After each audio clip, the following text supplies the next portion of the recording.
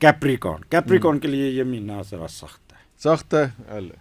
اس کی وجہ کہ ان کا 12ویں گھر میں سن انفلکٹڈ ہے اور 12واں گھر ساتھوں کا ہے. ٹھیک ہے, تو یہ ان کے لوگ ٹانگیں کھینچیں گے اور عدالتوں میں ان کے کیسز وغیرہ وہ تھوڑے سے ایگریویٹ ہوں گے اور اخراجات بہت ہوں گے, ان کے خرچ بہت ہوں گے بہت زیادہ.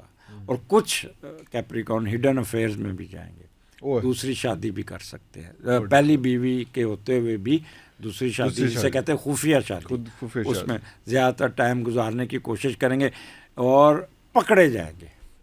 تو بہت ہی ماڑی گل ہے سر, پہلی ماڑی گل تو بعد پھر ایک تو بندہ خفیہ شادی کرے پھر پھڑیا بھی جائے. دیکھیں 12ویں گھر میں سن انفلکٹڈ ہے تو اپنا متعات ہوگا, کوئی کک بیک میں نہیں جانا, کوئی ویڈیو بنا لے گا, کوئی آپ کا کمپلینٹ کر دے گا, کوئی ریڈ ہو سکتی ہے, کوئی نہ کوئی آپ کی کمپلیکیشنز آ جائیں گی, باس کے ساتھ میچ پڑ جائے گا, باس آپ کو سسپینڈ کر سکتا ہے, پروفیشن میں بھی آپ کا.